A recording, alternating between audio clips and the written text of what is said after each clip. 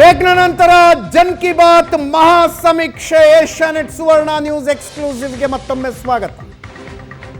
ಅಂತಿಮ ಸಂಖ್ಯೆಗಳನ್ನ ಹೇಳುವ ಸಮಯ. 5 ಗಂಟೆಯಿಂದ ಇಲ್ಲಿಯ ತನಕ 6 ವಲಯಗಳನ್ನ ವಿವರವಾಗಿ ವಿವರಿಸಿದೀವಿ, ವಿಶ್ಲೇಷಣೆ ಮಾಡಿದೀವಿ, ಸಂಖ್ಯೆಗಳನ್ನ ಕೊಟ್ಟಿದ್ದೀವಿ. ಬ್ರೇಕ್ಗಿಂತ ಮುಂಚೆ ವೋಟ್ ಶೇರ್ನ ವಿವರಗಳನ್ನು ಕೊಟ್ಟಿದ್ದೀವಿ. ವೋಟ್ ಶೇರ್ ಎಷ್ಟೆಷ್ಟಾಗಬಹುದು. ಕರ್ನಾಟಕ ಏಷ್ಯಾನೆಟ್ ಸುವರ್ಣ ನ್ಯೂಸ್ನ ಈ ಸಮೀಕ್ಷೆಗೆ ಕಾಯ್ತಿರುತ್ತೆ. ಜನ್ ಕಿ ಬಾತ್ನ ಮೂಲಕ ಏಷ್ಯಾನೆಟ್ ಸುವರ್ಣ ನ್ಯೂಸ್ ಮಾಡಿಸಿರುವಂತಹ ಸಮೀಕ್ಷೆ ಇದು. 2018ರ ಚುನಾವಣೆಗೂ ಕೂಡ ಜನ್ ಕಿ ಬಾತ್ ನಮಗೆ ಈ ಸಮೀಕ್ಷೆಯನ್ನ ಮಾಡಿಕೊಟ್ಟಿತ್ತು. ಆನ್ ಡಾಟ್ ಬಂದ 92% ಅಕ್ಯುರಸಿ. ಸಣ್ಣ ವಿಷಯ ಅಲ್ಲ. ಈ ಸಲವೂ ಕೂಡ ಸರ್ವೆ ಮಾಡಿಸಿದ್ದೀವಿ. ಮತ್ತೊಮ್ಮೆ ಹೇಳ್ತಾ ಇದ್ದೀನಿ, ಮಾರ್ಚ್ 15ರಿಂದ ಏಪ್ರಿಲ್ 11ರ ಮಧ್ಯದಲ್ಲಿ ಈ ಸರ್ವೆ ನಡೆದಿದೆ. ಈ ಸರ್ವೆಯ ನಂತರ ರಾಜ್ಯ ರಾಜಕಾರಣದಲ್ಲಿ ಬದಲಾವಣೆಯ ಅನೇಕ ಅಂಶಗಳಾಗಿದೆ. ಅದರ ವಿವರಗಳು ನಮ್ಮ ನೆಕ್ಸ್ಟ್ ಸರ್ವೆಯಲ್ಲಿ ಬರುತ್ತೆ. ಇನ್ನೂ ಒಂದು ಸರ್ವೆ ಇದೆ ನಮಗೆ. ಅದಾದ ನಂತರ ಮತಗಟ್ಟೆ ಸರ್ವೆ ಇದೆ, ಚುನಾವಣೆ ಆದ ಸಂಜೆ. ಮೊದಲನೆಯ ಸರ್ವೆ ಮಾರ್ಚ್ 15ರಿಂದ ಏಪ್ರಿಲ್ 11ರ ಮಧ್ಯದಲ್ಲಿ ನಡೆದಂಥದ್ದು. ಜನ್ ಕಿ ಬಾತ್ನ 80 ಜನರ ತಂಡ ರಾಜ್ಯದ ಮೂಲೆ ಮೂಲೆಗಳಿಗೆ ಪ್ರಯಾಣಿಸಿ ಪಡೆದಂತಹ ಮಾಹಿತಿಯ ಆಧಾರದ ಮೇಲೆ ಕಂಪೈಲ್ ಮಾಡಿರುವಂತಹ ಸಂಖ್ಯೆ. ಈ ಸಂಖ್ಯೆಗಳನ್ನು ವಿವರಿಸೋದಕ್ಕೆ ಜನ್ ಕಿ ಬಾತ್ನ ಮುಖ್ಯಸ್ಥರು ಪ್ರದೀಪ್ ಭಂಡಾರಿ ನಮ್ಮ ಸ್ಟುಡಿಯೋದಲ್ಲಿದ್ದಾರೆ. ಕನ್ನಡ ಬರೋದಿಲ್ಲ ಅವರಿಗೆ, ಹಿಂದಿ ಇಂಗ್ಲಿಷ್ನಲ್ಲಿ ಎಕ್ಸ್ಪ್ಲೇನ್ ಮಾಡ್ತಾ ಇದ್ದಾರೆ. ರಾಜ್ಯ ರಾಜಕಾರಣದ ಇವತ್ತಿನ ಪರಿಸ್ಥಿತಿ ಯಾವ ಕ್ಷೇತ್ರದಲ್ಲಿ ಹೆಂಗಿದೆ, ಯಾವ ಜಿಲ್ಲೆಯಲ್ಲಿ ಹೆಂಗಿದೆ, ಯಾವ ವಲಯದಲ್ಲಿ ಹೆಂಗಿದೆ, ವಿವರಗಳನ್ನು ಹೇಳ್ತಾ ಇದ್ದಾರೆ. ಯಾವ ಯಾವ ಜಾತಿಗಳು ಹೆಂಗೆ ಬಿಹೇವ್ ಮಾಡ್ತಾ ಇವೆ, ಯಾವ ಯಾವ ಅಂಶದ ಆಧಾರದ ಮೇಲೆ ಈ ಸಲ ರಾಜ್ಯದಲ್ಲಿ ಮತದಾನ ನಡೀತಾ ಇದೆ, ಮೋದಿ ಫ್ಯಾಕ್ಟರ್ ಎಷ್ಟು, ಕರಪ್ಷನ್, 40% ಸರ್ಕಾರ, ಪೇ ಸಿಎಂ, ಇದರ ಇಂಪ್ಯಾಕ್ಟ್ ಮತದಾರರ ಮೇಲೆ ಏನಾಗಿದೆ, ಎಲ್ಲವನ್ನೂ ಕೂಡ ವಿವರಿಸ್ತಾ ಇದ್ದಾರೆ. ಕ್ಷೇತ್ರವಾರು, ಜಿಲ್ಲಾವಾರು, ವಲಯವಾರು ಸಹ. ಇನ್ನು ನಿಮ್ಮನ್ನ ತುಂಬಾ ಕಾಯಿಸೋದಿಲ್ಲ.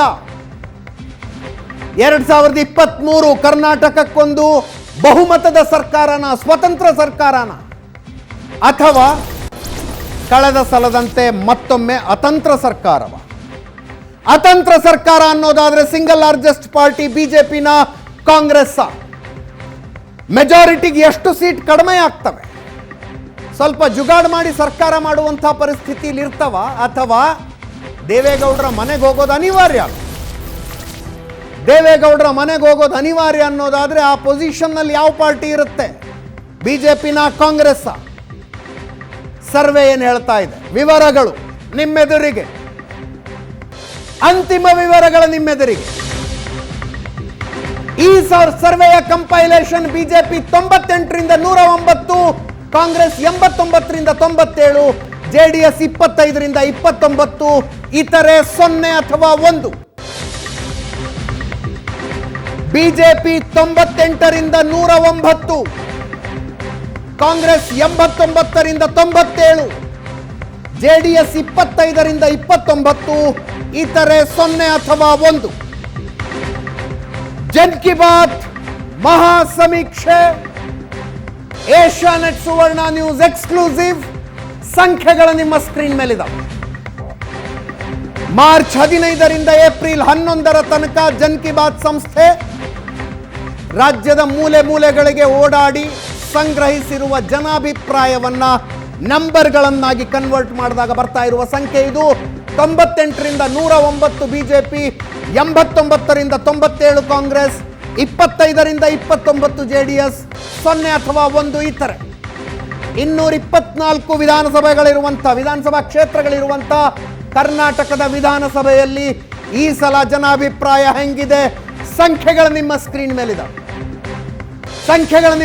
ಮೇಲಿದಾವೆ. ಈ ಸರ್ವೆಯ ಪ್ರಕಾರ ಸಿಂಗಲ್ ಲಾರ್ಜೆಸ್ಟ್ ಪಾರ್ಟಿ ಬಿಜೆಪಿ ಆಗತ್ತೆ, ಮೆಜಾರಿಟಿ ಬರೋದಿಲ್ಲ. ಮಾರ್ಚ್ 15ರಿಂದ ಏಪ್ರಿಲ್ 11ರ ಮಧ್ಯದಲ್ಲಿ ನಡೆದ ಸರ್ವೆ ಪ್ರಕಾರ ಸಿಂಗಲ್ ಲಾರ್ಜೆಸ್ಟ್ ಪಾರ್ಟಿ, ಅತಿ ದೊಡ್ಡ ಪಾರ್ಟಿ ಬಿಜೆಪಿ ಆಗುತ್ತೆ, ಮೆಜಾರಿಟಿ ಬರೋದಿಲ್ಲ.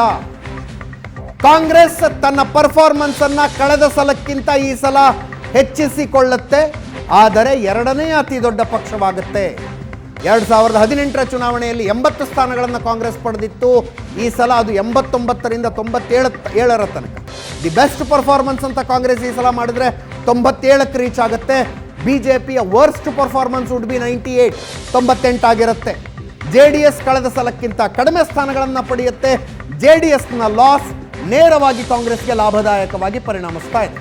JDS ಕಳೆದುಕೊಳ್ಳುವ ಸಂಖ್ಯೆಗಳನ್ನು ಕಾಂಗ್ರೆಸ್ ಪಡೆಯುವಂತೆ ಕಾಣಿಸ್ತಾ ಇದೆ. ಇತರೆ 0 ಅಥವಾ 1. ಇದು ಜನ್ ಕಿ ಬಾತ್ ಮಹಾ ಸಮೀಕ್ಷೆ, ಏಷ್ಯಾನೆಟ್ ಸುವರ್ಣ ನ್ಯೂಸ್ ಎಕ್ಸ್ಕ್ಲೂಸಿವ್. ಸಂಖ್ಯೆಗಳ ನಿಮ್ಮ ಮುಂದೆ ಇದ್ದಾವೆ. ಕಳೆದ ಸಲದ ರಿಸಲ್ಟ್ಗೆ ಕಂಪೇರ್ ಮಾಡಿ ಒಂದ್ಸಲ ತೋರಿಸ್ತೀನಿ. ಕಳೆದ ಸಲ ಬಿಜೆಪಿ 104 ಇತ್ತು, ಈ ಸಲ 98ರಿಂದ 109ರ ತನಕ ಹೋಗ್ತದೆ. 104 ಇತ್ತು ಬಿಜೆಪಿ, ಈಗಿನ ಸಂಖ್ಯೆ 119. ಆಫ್ಕೋರ್ಸ್ 119 ಹಾಲಿ ಸಂಖ್ಯೆ, ಆದರೆ 2018ರಲ್ಲಿ ಚುನಾವಣಾ ಫಲಿತಾಂಶ ಬಂದ ದಿವಸ 104 ಇತ್ತು. ಈ ಸಲ ಅದು 98ರಿಂದ 109ರ ತನಕ ಹೋಗಬಹುದು. ಕಾಂಗ್ರೆಸ್ ಕಳೆದ ಸಲ 80 ಇತ್ತು, ಅದು 89ರಿಂದ 97ರ ತನಕ ಹೋಗಬಹುದು. JDSನ ಸಂಖ್ಯೆ ಈ ಸಲ ಕಡಿಮೆಯಾಗುತ್ತೆ. 37 ಕಳೆದ ಸಲ ಗೆದ್ದಿದ್ದಂಥ JDS ಈ ಸಲ 25ರಿಂದ 29 ಸ್ಥಾನಗಳಿಗೆ ಸೀಮಿತ ಆಗುತ್ತೆ. ಇತರೆ ಕಳೆದ ಸಲ 3 ಇದ್ರು, ಈ ಸಲ ಬರಲಿಕ್ಕಿಲ್ಲ ಅಥವಾ ಒಂದು ಸ್ಥಾನದಲ್ಲಿ ಪಕ್ಷೇತರರು ಗೆಲ್ಲಬಹುದು ಅನ್ನುವಂಥದ್ದು ಈ ಸಮೀಕ್ಷೆ ಸಂಖ್ಯೆಗಳನ್ನು ಕೊಟ್ಟಿರುವ ಪ್ರದೀಪ್ ಭಂಡಾರಿ ಅವರು ನಮ್ಮ ಸ್ಟುಡಿಯೋದಲ್ಲಿದ್ದಾರೆ. ಜೊತೆಗೆ ಇನ್ನೂ 3 ಜನ ರಾಜಕೀಯ ವಿಶ್ಲೇಷಕರಿದ್ದಾರೆ. ಶಂಕರ್ ಶೆಟ್ರು, ರವೀಂದ್ರ ರೇಷ್ಮೆ ಅವರು ಮತ್ತು ನನ್ನ ಕೊಲೀಗ್ ಪ್ರಶಾಂತ್ ನಾರ್ತು ಇದ್ದಾರೆ. Pradeep Bhandari ji, I know how TDS work is this. Tension भी बहुत होती होगी जब फाइनल नंबर्स आएंगे. रिजल्ट के दिन शायद आप रात भर सो नहीं पाते होंगे. देखिए अजीत जी, ये जो प्रोजेक्शंस हैं ये एज ऑफ अप्रैल 11 तक का ट्रेंड है, number 1. But number 2, there are 3 reasons हैं जिसके कारण ये ट्रेंड हो रहा है. पहली चीज ये है कि जो लिंगायत वोट्स हैं वो लार्जली भारतीय जनता पार्टी के साथ स्टेबलाइज्ड हैं. पॉइंट नंबर 2 ये है कि जो 2 बड़े जिले हैं बेलगावी और बेंगलुरु, इन दोनों जिलों को कांग्रेस पार्टी इनको स्वीप करती हुई नहीं दिख रही है. That is point number 2. Point number 3 ये है कि अगर मैं यादगीर जिले को हटा दूं तो ऐसा कोई जिला नहीं है जिसमें कांग्रेस 90% 80% सीट्स लाती हुई दिख रही है.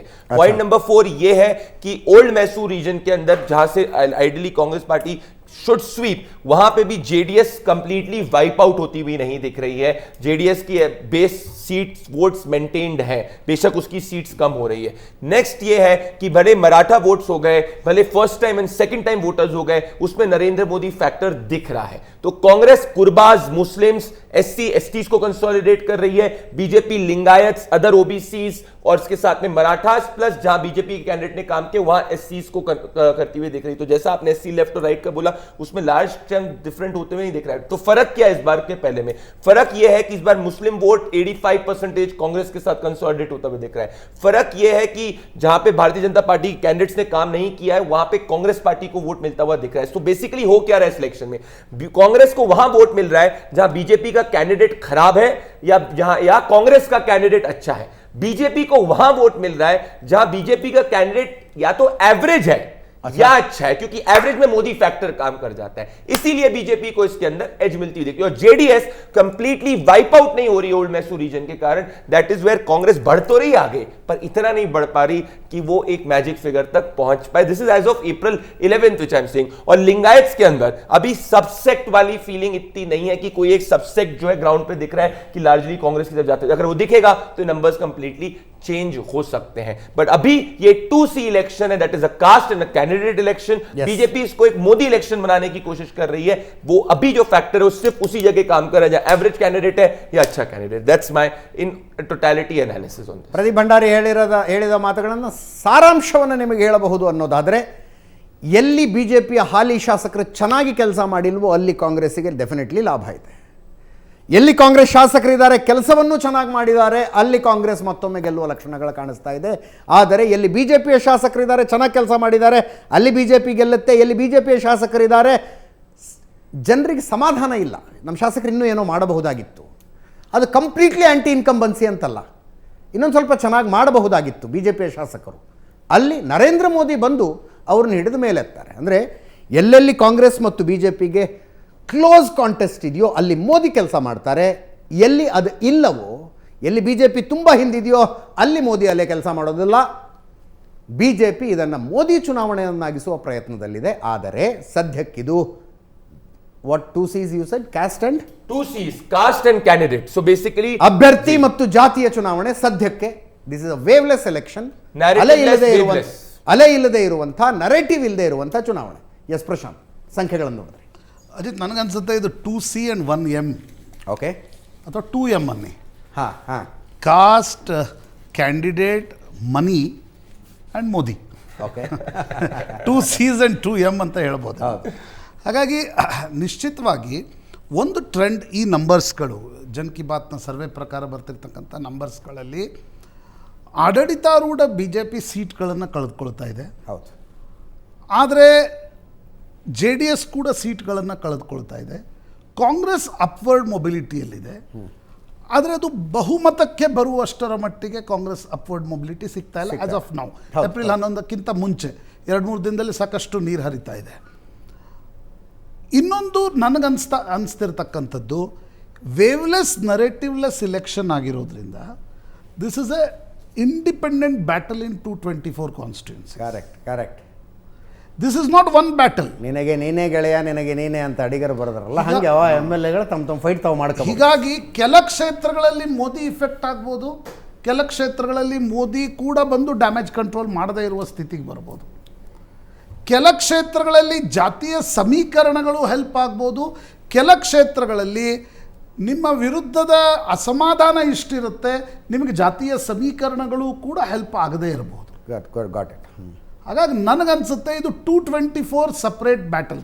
ಸ್ವಲ್ಪ ಮಟ್ಟಿಗಿನ ನರೇಟಿವ್ ಇರುತ್ತೆ. ಈಗ ಜಾತಿ ತೆಗೆದುಕೊಂಡಾಗ ಒಕ್ಕಲಿಗರಿಗೆ Kumaraswamy will be the first preference. ಕುರುಬ್ರಿಗೆ ತೆಗೆದುಕೊಂಡಾಗ 80% ಕುರುಬರು ಸಿದ್ದರಾಮಯ್ಯನವ್ರ ಹತ್ರ ವಾಲ್ತಕ್ಕಂಥ ಸಾಧ್ಯತೆಗಳಿರ್ತವೆ. ಲಿಂಗಾಯತರಲ್ಲಿ ಬಹುಪಾಲು BJPಯತ್ತ ಹೋದರೂ ಕೂಡ ಎಷ್ಟು ಚಂಕನ್ನು ಕಾಂಗ್ರೆಸ್ ಸೆಳೆದುಕೊಳ್ಳುತ್ತೆ ಅಂತಕ್ಕಂಥದ್ದು ಕೂಡ ಮುಖ್ಯ ಅಂತ ನನಗನ್ಸುತ್ತೆ. ಯಾಕಂದರೆ ಒಂದು ದೊಡ್ಡ ನಾಯಕತ್ವ ಇಲ್ಲದೆ ಹೋದಾಗ, ನನ್ನ ನೆನಪಿದೆ 2013ರ ಚುನಾವಣೆಯಲ್ಲಿ ಮ್ಯಾಥಮೆಟಿಕ್ಸ್ನಲ್ಲಿ ಮುಂಬೈ ಕರ್ನಾಟಕ BJP ಮುಂದಿತ್ತು, ಕೆಮಿಸ್ಟ್ರಿ ಇರಲಿಲ್ಲ. Chemistry, yes. ಚುನಾವಣೆ ಅಂದರೆ ಮ್ಯಾಥ್ಸ್ ಅಲ್ಲ, ಅದು ಕೆಮಿಸ್ಟ್ರಿ. ಅದು ಮ್ಯಾಥಮೆಟಿಕ್ಸ್ನಲ್ಲಿ ಮುಂಬೈ ಕರ್ನಾಟಕದಲ್ಲಿ BJP ಮುಂದಿತ್ತು, ಕೆಮಿಸ್ಟ್ರಿಯಲ್ಲಿ ಅದನ್ನು ರೆಪ್ಲಿಕೇಟ್ ಮಾಡಲಿಕ್ಕೆ ಸಾಧ್ಯ ಆಗಲಿಲ್ಲ. ಹೀಗಾಗಿ ನನಗನ್ಸುತ್ತೆ ಹಾಗೆ ನೀವು 2019 ಲೋಕಸಭಾ ಚುನಾವಣೆಯನ್ನು ತಗೋಬಹುದು. ಮ್ಯಾಥಮೆಟಿಕ್ಸಲ್ಲಿ JDS ಕಾಂಗ್ರೆಸ್ ಮುಂದಿತ್ತು, ಬಟ್ ಕೆಮಿಸ್ಟ್ರಿ ಇರಲಿಲ್ಲ. ಆ ಮ್ಯಾಥಮೆಟಿಕ್ಸ್ನಲ್ಲಿ ಕೆಮಿಸ್ಟ್ರಿ ಅಂತೂ ಇರಲೇ ಇಲ್ಲ. ಅದೇ ಅಂದರೆ ನನ್ನನ್ನು ಕೇಳಿದರೆ ನಾವು ಅವತ್ತೂ ಕೂಡ ಕಮೆಂಟ್ ಮಾಡಿದ್ವಿ, ಯಾವುದೇ ಕಾರಣಕ್ಕೂ ಕುರುಬರು ಒಕ್ಕಲಿಗರು ಇವತ್ತಿನ ಸ್ಥಿತಿಯಲ್ಲಿ ಒಟ್ಟಿಗೆ ಬರಲಿಕ್ಕೆ ಸಾಧ್ಯ ಇಲ್ಲ ಅಂತಕ್ಕಂಥದ್ದು. ಆದರೆ ಒಟ್ಟಿಗೆ ಬಂದರು, ಅದು ನಿಮಗೇನು ಫಲಿತಾಂಶವನ್ನು ಕೊಡಲಿಕ್ಕೆ ಸಾಧ್ಯ ಆಗಲಿಲ್ಲ. ಹೀಗಾಗಿ ನನಗನ್ಸುತ್ತೆ ಜಾತಿಯ ಸಮೀಕರಣಗಳು ಗಟ್ಟಿಯಾಗಿರ್ತಕ್ಕಂಥ BJPಯ ಸ್ಟ್ರೆಂತ್ ಏನು? Narendra Modi is a biggest contributor, no doubt. ಕರ್ನಾಟಕದಲ್ಲಿ ಮೋದಿ ಜನಪ್ರಿಯತೆ ನಿಶ್ಚಿತವಾಗಿದೆ. BJP ಎಲ್ಲೆಲ್ಲಿ ಗಟ್ಟಿಯಾಗಿದೆ ಅಲ್ಲಿ ಮೋದಿ ಜನಪ್ರಿಯತೆ ಕೆಲಸ ಮಾಡುತ್ತೆ. ಸ್ಟ್ರಾಂಗ್ MLAಗಳಿದ್ದಾರೆ. ಬಟ್ ಒಂದು ರಾಜ್ಯ ನಾಯಕತ್ವ ವೋಟನ್ನು ಟ್ರಾನ್ಸ್ಫರ್ ಮಾಡುತ್ತೆ ಅನ್ನುವ ಸ್ಥಿತಿಯಲ್ಲಿ ಇವತ್ತು BJPಯಲ್ಲಿಲ್ಲ. ಯಡಿಯೂರಪ್ಪನವ್ರು ಏನು 5-6% ವೋಟನ್ನು ನೀವು ಕೊನೆ ದಿನಗಳಲ್ಲಿ ಯಡಿಯೂರಪ್ಪನವ್ರು ಬಂದು ಕ್ಷೇತ್ರಕ್ಕೆ ಬಂದು ಹೋಗಿ ಅಂತ ಜನ ಕೇಳ್ಕೊಳ್ತಾ ಇದ್ರು. ಯಾಕೆ? ಟ್ರಾನ್ಸ್ಫರ್ ಮಾಡ್ತಾಯಿದ್ರು. ಆ ರಾಜ್ಯ ನಾಯಕತ್ವ ಇವತ್ತು BJPಯಲ್ಲಿ invisible. Contrast to Congress, strong MLAs ಇದ್ದಾರೆ. ಕಾಂಗ್ರೆಸ್ ಎಲ್ಲೆಲ್ಲಿದೆ ಅಲ್ಲಿ ಸ್ಟ್ರಾಂಗ್ MLAsಗಳಿದ್ದಾರೆ, ಅವ್ರು ರಿಪೀಟ್ ಆಗ್ಬೋದು. राज्य नायकत्व ನನಗನ್ಸುತ್ತೆ प्रदीप भंडारी जी, पूरे देश में अगर कांग्रेस संगठन और स्टेट लीडरशिप मजबूत है तो वो कर्नाटक है, विच वॉज नॉट कांग्रेस को, कांग्रेस की दुर्बलता थी उत्तराखंड देखो बाकी राज्यों में. ಆದರೆ ರಾಹುಲ್ ಗಾಂಧಿ ಅಥವಾ ಕಾಂಗ್ರೆಸ್ನ ರಾಷ್ಟ್ರೀಯ ನಾಯಕತ್ವ ಏನಾದರೂ ಕಾಂಗ್ರೆಸ್ಗೆ ಓಟ್ ಹಾಕಿಸ್ಬೋದಾ? ಇಲ್ಲಿ ಮಾಡೋಕ್ಕಾಗಲ್ಲ. ಅದು ಕಾಂಗ್ರೆಸ್ನ ದೌರ್ಬಲ್ಯ ಅಂತ ನನಗನ್ಸುತ್ತೆ. ಅಜಿತ್, ಪ್ರಾಯಶಃ ಈಗಷ್ಟೇ ಜೋರ್ ಪಕಡ್ ರಹಾ ಹೈ. ಪ್ರಾಯಶಃ 11ರ ಮುಂಚಿನ ಏನೊಂದು ಟ್ರೆಂಡ್ ಇದೆ ಅದೇ ಮುಂದುವರಿಯುತ್ತಾ? ಮೋದಿ ಬಂದ ಮೇಲೆ ಏನಾಗುತ್ತೆ? ದುಡ್ಡು ಯಾವ್ಯಾವ ಫ್ಯಾಕ್ಟರ್ಗಳನ್ನು, ಈಗ ವೇವ್ ಆ್ಯಂಡ್ ನರೇಟಿವ್ ಲೆಸ್ ಇಲೆಕ್ಷನ್ಸ್ನಲ್ಲಿ money may be the biggest factor in 10-20 constituencies, ಗೊತ್ತಿಲ್ಲ.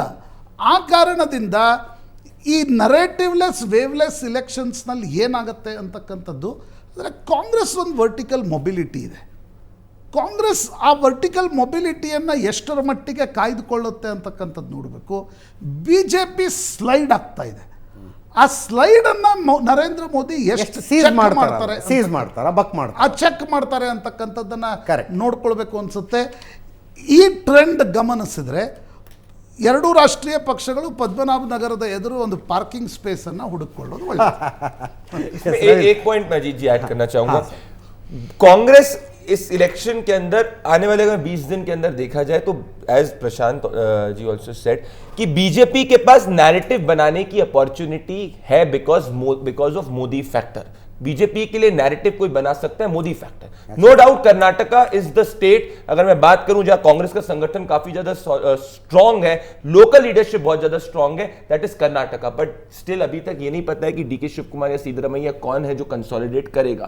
That is number 1. सो संगठन वाइज डेफिनेटली सिद्धरामैया करेंगे, शक but क्यों है it's इसके not been बाद? declared right now, na? It's not been declared right now. CM candidate. So, अच्छा. so what I'm saying is कि both BJP and Congress, संगठन wise, this is the election. Leave Modi. If you leave Congress thing is sorted. Siddaramaiah है जो vote लाएंगे, DK Shiv Kumar है जो संगठन करेंगे. Now the point is, Ajit ji, the point is very very simple. Congress and BJP are completely neck and आप कहेंगे even Stevens statement in terms of संगठन, local leadership. Congress अगर मैं मोदी फैक्टर को हटा दूं तो this is the state जहां पे Congress can actually defeat the Bharatiya Janata Party. I'm not denying that. That has been traditionally there. But here in the next 20 days या 25 days अगर किसी के पास नैरेटिव यहाँ पे बनाने की चांस है तो वो कांग्रेस के पास नहीं, बीजेपी के पास है. बिकॉज कांग्रेस के पास नैरेटिव बनाने का चांस है तो ideally Congress should be 150-160 right now, because in persons कोई स्टेट गवर्नमेंट के लिए या स्टेट के लिए कुछ बहुत मैसिव कोई नैरेटिव नहीं बना पाई. That's why it's a narrativeless issueless election. So ideally an election which had to be an anti incumbency election as of right now is a narrativeless issueless election has become a caste and a candidate election. क्योंकि अगर BJP से खुश, अगर कोई सरकार से खुश नहीं है तो लीव द कैंडिडेट असाइड, जैसे बाकी स्टेट में होता है भाई एंटी वोट करना है. But that is not happening across the states in all the regions which is there. So ये एक इंपॉर्टेंट फैक्टर है for the Congress. This was an election for the Congress to win and for the BJP to save.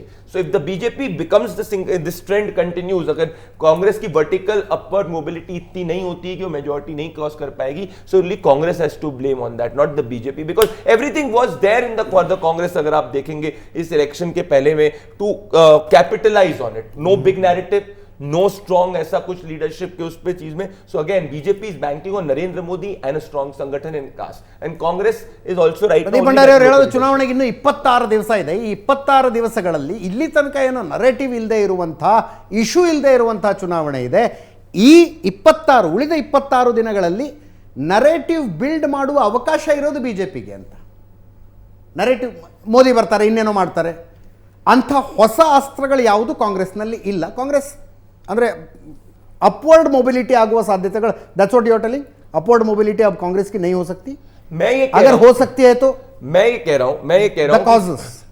रहा हूं ideally if logically देखा जाए कि एक narrativeless issueless election, this was an ideally if I look it from the distance it had to be an anti incumbency election. But right now just 20 days before the election we are looking at least the ground is not looking कि every region is saying yes Congress, yes Congress, yes Congress. That is not happening on the ground.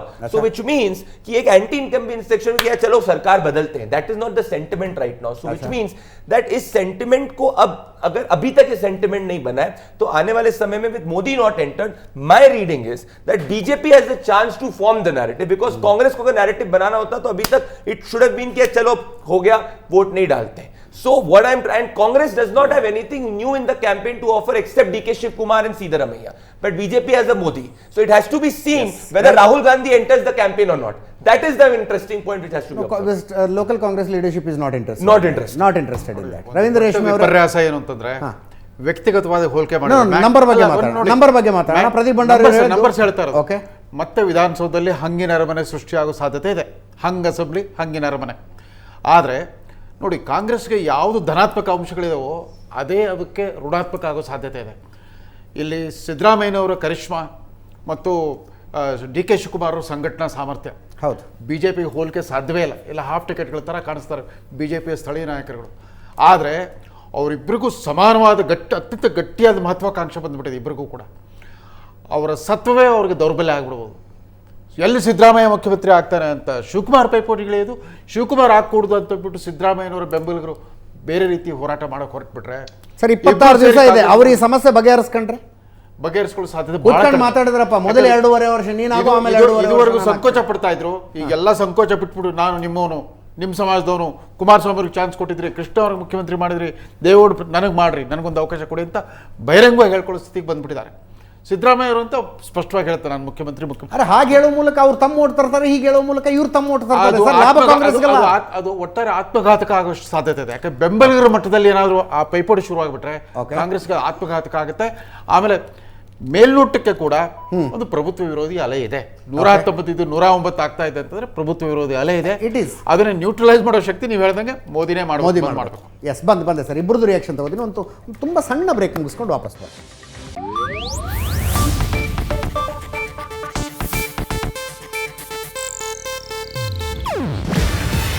ಇದು Asianet news network ಪ್ರಸ್ತುತಿ. ನೀವು ನೋಡ್ತಿದ್ದೀರಾ Asianet ಸುವರ್ಣ news.